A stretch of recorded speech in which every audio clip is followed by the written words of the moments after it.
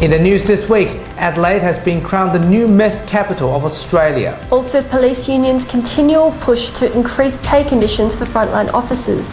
And North Korea tests the intercontinental ballistic missile, provoking the United States. This is the Evening News with Ivan Leon and Elise Simic. Good evening. The latest data is out and Adelaide has overtaken Perth as the worst Australian capital city for methamphetamine usage. Despite Perth's drop in ranking, community services and law enforcement agencies says drug usage is still a major problem amongst youths. Nelson Liu begins our coverage. Perth is no longer Australia's biggest meth capital. The city has shaken its tag as Australia's leading users of the drug, according to an Australian Criminal Intelligence Commission report. Well, WA Police will always continue to tackle illegal drugs in our community. Adelaide has passed Perth as the nation's main consumers, followed by Melbourne, Sydney and Brisbane. Any recordings telling us in terms of the usage rate, any usage is not a good thing for the community and we'll be focusing on it. However, the findings reveal meth continues to be the most widely abused drug, despite falls in usage. While being overtaken as Australia's biggest methamphetamine using city is an improvement, there are concerns Perth's high meth consumption is still a problem. Youth services say young people are still heavily affected by the drug. It's very hard, particularly if you're seeing it used at home, you're seeing your parents, step-parents and those sorts of things. But police say while the figures are encouraging, they're still fighting WA's meth scourge. We've got lots of opportunities to target those who are dealing meth. And youth services say more support is needed for young users. If we can do more work on the prevention and early intervention, education obviously is a key to that. Nelson Liu, WAMN News. The police union continues their push for a pay rise for frontline officers, with a major rally planned to lobby the state government. Reporter Taylor Hanna joins us from police headquarters with more details. Taylor, what can you tell us?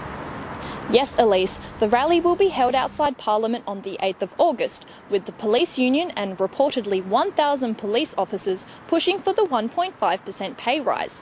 This comes after the McGowan government continuously rejects the police union's demands. In other matters, there are also hopes that changes will come on workers' compensation issues for WA police officers. That's right. The legal loophole means that WA police are not employed by the government. Although they pay their wages, their employer is actually the Queen. As a result, workers' compensation issues have been dragging on for years. Wayne Matthews, Vice President of the Medically Retired Officers Association, says the lack of workers' compensation is a massive issue.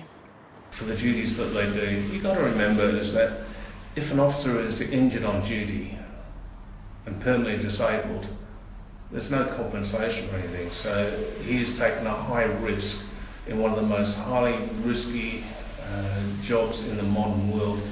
There are hopes of a workers' compensation announcement coming towards the end of the year. Back to you, Ivan. Taylor, thank you. Last week we brought you the story on whether video streaming council debates will increase transparency of local government decisions. The City of Vincent has told us web streaming council meetings has increased community engagement, as people are able to attend them from the comfort of their own homes. The Mayor says the council has received no negative feedback from their ratepayers and are hoping this move will pave the way to increase transparency in other local governments.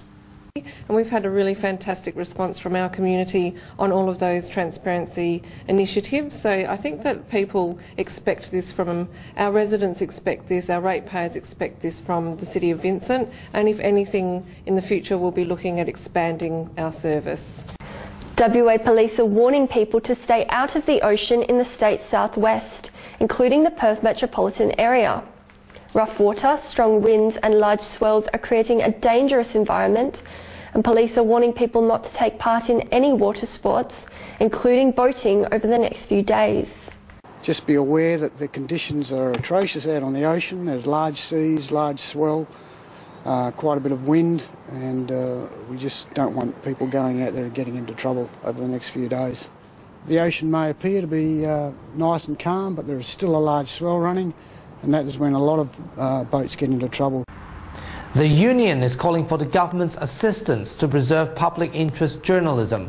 Digital distribution have seen media outlets being unable to diversify and in turn causing them to lose revenue. The MEAA says the industry needs to take a step back and reassess the landscape. We are trying to emphasise, quality aspect to journalism. I mean, that's why we hope people want to come into the industry, that they want to actually do the job well.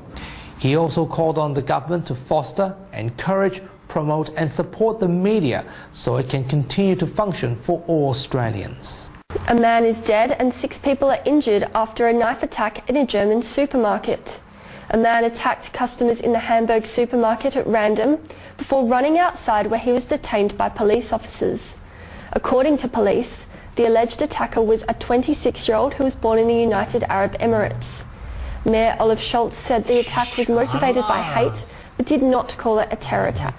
North Korea fired an intercontinental ballistic missile capable of hitting Los Angeles and other US cities, according to experts.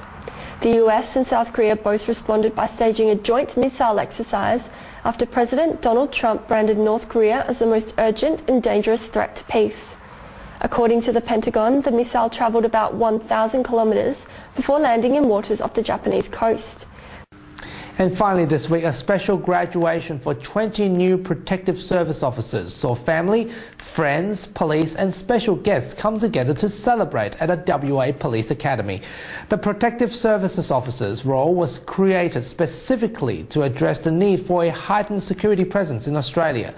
Police says the new officers are the best of the best after serving a 3-month intensive training course. It's 3 months of very difficult training for them. They've done over a month in doing their OSTU training, which is their use of force training. So they're very well skilled to be out there deployed into the parliamentary precinct and to do that security work around the metropolitan area. And those are the top stories you need to know this week. You can catch the latest news on our website and Facebook. Danielle will be back next week. Have a wonderful evening. Good night.